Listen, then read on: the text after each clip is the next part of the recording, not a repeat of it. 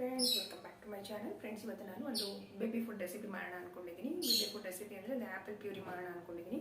ಹಾಗೆ ನಾನು apple puree ಮಾಡಲಿಕ್ಕೆ ಏನೇನು ಸಾಮಗ್ರಿಗಳನ್ನ ತೊಗೋತೀನಿ ಮತ್ತು ಹೇಗೆ ಮಾಡ್ತೀನಿ ಅಂತ ಒಂದು ವಿಡಿಯೋ ಮಾಡೋಣ. ಫ್ರೆಂಡ್ಸ್, ಇನ್ನು ಯಾರ್ಯಾರು ನಮ್ಮ ಚಾನಲ್ನ ಸಬ್ಸ್ಕ್ರೈಬ್ ಮಾಡ್ಕೊಂಡಿಲ್ಲ ಪ್ಲೀಸ್ ಸಬ್ಸ್ಕ್ರೈಬ್ ಮಾಡಿಕೊಡಿ ಮತ್ತು ಸಪೋರ್ಟ್ ಮಾಡಿ. ಫ್ರೆಂಡ್ಸ್, ಇವಾಗ ಬನ್ನಿ ವಿಡಿಯೋ ನೋಡೋಣ. ಇಲ್ಲಿ ನೋಡ್ಬೋದು, ನಾನು ಮೊದಲಿಗೆ ಒಂದು ಆ್ಯಪಲ್ನ ತೊಗೊಂಡಿದ್ದೀನಿ. ಫ್ರೆಂಡ್ಸ್, ಯಾವಾಗಲೂ ಆದರೂ ಫುಡ್ ರೆಸಿಪಿ ಮಾಡಬೇಕಾದ್ರೆ ಆದಷ್ಟು ಹೈಜಿನಿಕ್ ಮೇಂಟೈನ್ ಮಾಡಬೇಕಾಗುತ್ತೆ. ಮೀನ್ಸ್ ಫಸ್ಟು ನಾವು ಹ್ಯಾಂಡ್ ವಾಶ್ ನೀಟಾಗಿ ಮಾಡಿಕೊಂಡು ದೆನ್ ಇಲ್ಲೊಂದು ಆ್ಯಪಲ್ನ ತೊಗೊಂಡಿದ್ದೀನಿ. ಆ್ಯಪಲ್ನ ಕೂಡ ನಾನು ನೀಟಾಗಿ ತೊಳೆದು ಕ್ಲೀನ್ ಮಾಡ್ಕೊಂಡಿದ್ದೀನಿ. ಮತ್ತು ಒಂದು ಚಾಕುನ ತೊಗೊಂಡು ಏನು ಮಾಡ್ತೀನಿ, ಆ್ಯಪಲ್ ಮೇಲೆ ಒಂದು ಸಿಪ್ಪೆನ ನೀಟಾಗಿ ಕ್ಲೀನ್ ಮಾಡ್ಕೋಬೇಕಾಗುತ್ತೆ. ನೋಡಿ, ಈ ಥರ ಕಟ್ ಮಾಡಿಕೊಂಡು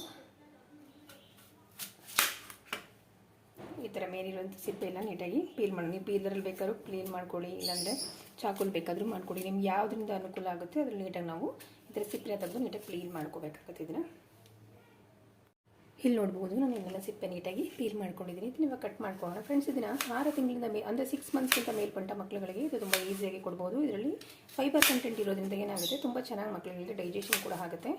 ಇವಾಗ ನೋಡಿ, ನಾನು ಇದನ್ನು ಕಟ್ ಮಾಡ್ಕೋತಾ ಇದ್ದೀನಿ. ನಾವು ಇವಾಗ ಮಕ್ಕಳುಗಳಿಗೆ ಯಾವಾಗ ಬ್ರೆಸ್ಟ್ ಫೀಡ್ ಮಾಡೋದನ್ನ ಸ್ಟಾಪ್ ಮಾಡ್ತೀವಿ, ಬ್ರೆಸ್ಟ್ ಫೀಡ್ ಮಾಡಿದಾಗ ಬ್ರೆಸ್ಟ್ ಫೀಡ್ನ ಸ್ಟಾಪ್ ಮಾಡಿದ ನಂತರ ಫಸ್ಟ್ ಮಕ್ಕಳಿಗೆ ಏನಾದರೂ ಸಾಲಿಡ್ನ ನಾವು ಕೊಡ್ತೀವಿ ಅಂತಂದರೆ ನಾವು ಆ್ಯಪಲ್ ಪ್ಯೂರಿ ಈ ಥರ ಪ್ಯೂರಿಗಳನ್ನ ಕೊಡೋದ್ರಿಂದ ಮಕ್ಕಳುಗಳಿಗೆ ತುಂಬ ಹೆಲ್ಪ್ಫುಲ್ ಆಗುತ್ತೆ ಮತ್ತು ತುಂಬ ಚೆನ್ನಾಗಿ ಡೈಜೆಷನ್ ಕೂಡ ಆಗುತ್ತೆ. ಇದು ನಾವು ಈ ಥರ ಬರೀ ಆ್ಯಪಲ್ ಪ್ಯೂರಿ ಅಲ್ಲ, ಕ್ಯಾರೆಟ್ದು ಮತ್ತು ಬೀಟ್ರೂಟ್ ಮತ್ತು ಬನಾನಾ ಎಲ್ಲ ಪ್ಯೂರಿಗಳನ್ನು ಕೂಡ ಕೊಡ್ಬೋದು ಮಕ್ಕಳುಗಳಿಗೆ.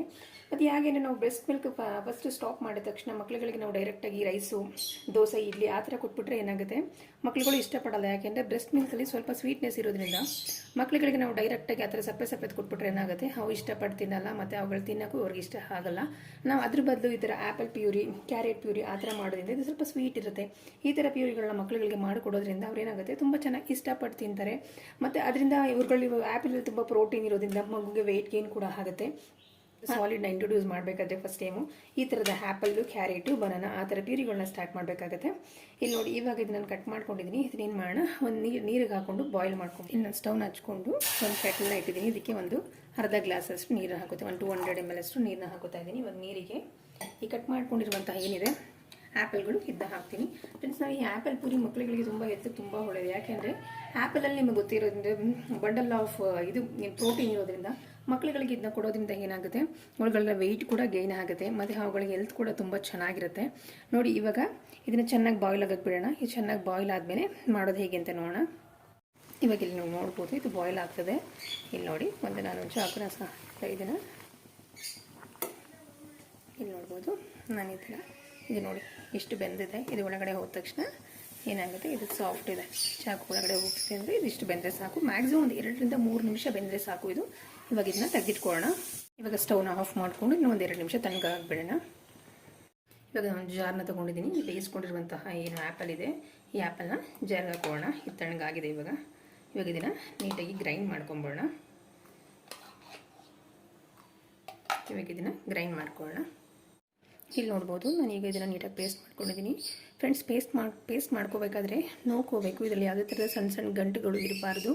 ಆ ಥರ ನೀಟಾಗಿ ಗ್ರೈಂಡ್ ಮಾಡ್ಕೊಳ್ಳಿ ಸಾಫ್ಟಾಗಿ. ನಂತರ ಸ್ವಲ್ಪ ಗಂಟುಗಳೇನಾದ್ರು ಉಳ್ಕೋತು ಅಂತಂದರೆ ಮಗುಗೆ ತಿನ್ನೋಕ್ಕೆ ಗಂಟ್ಲಿಗೆ ಸೇರಿಕೊಳ್ಳೋ ಚಾನ್ಸಸ್ ಇರುತ್ತೆ. ಹಾಗಾಗಿ ಇದನ್ನು ಯಾವುದೇ ಥರದ ಗಂಟುಗಳು ಇಲ್ಲದಂಗೆ ನೀಟಾಗಿ ನೈಸಾಗಿ ಪೇಸ್ಟ್ ಮಾಡ್ಕೋಬೇಕಾಗುತ್ತೆ. ಮತ್ತು ನಾವು ಜಾರ್ನ ಉಪಯೋಗಿಸ್ಬೇಕಾದ್ರೂ ಅಷ್ಟೇ, ಯಾವುದಾದ್ರೂ ಖಾರ ಗೀರ ಏನಾದರೂ ರುಬ್ಬಿದ್ರೆ ಅದರಲ್ಲಿ ಆ ಜಾರ್ನ ಕೂಡ ನೀಟಾಗಿ ಕ್ಲೀನ್ ಮಾಡಿಕೊಂಡು ರುಬ್ಬಬೇಕಾಗುತ್ತೆ. ಇದನ್ನು ಪೇಸ್ಟ್ ಮಾಡ್ಕೋಬೇಕಾಗುತ್ತೆ, ಇಲ್ಲಾಂದರೆ ಮಕ್ಕಳುಗಳಿಗೆ ಖಾರ ಆಗೋ ಚಾನ್ಸಸ್ ಇರುತ್ತೆ. ಇದನ್ನು ಇವಾಗ ನೈಸಾಗಿ ಪೇಸ್ಟ್ ಮಾಡ್ಕೊಂಡಿದ್ದೀನಿ. ಇದು ಒಂದು ಬೌಲಿಗೆ ಸರ್ವ್ ಮಾಡ್ಕೊಳ್ಳೋಣ. ಫ್ರೆಂಡ್ಸ್, ಮತ್ತು ಇನ್ನೊಂದು ಏನಪ್ಪ ಅಂದರೆ, ಇದನ್ನ ಸೋಸೋದು ಬೇಡ. ನಾವು ಸೋಸೋದ್ರಿಂದ ಏನಾಗ್ಬಿಡುತ್ತೆ, ಅದರಲ್ಲಿರುವಂಥ ಫೈಬರ್ ಕಂಟೆಂಟ್ ಎಲ್ಲ ಹೋಗ್ಬಿಡುತ್ತೆ.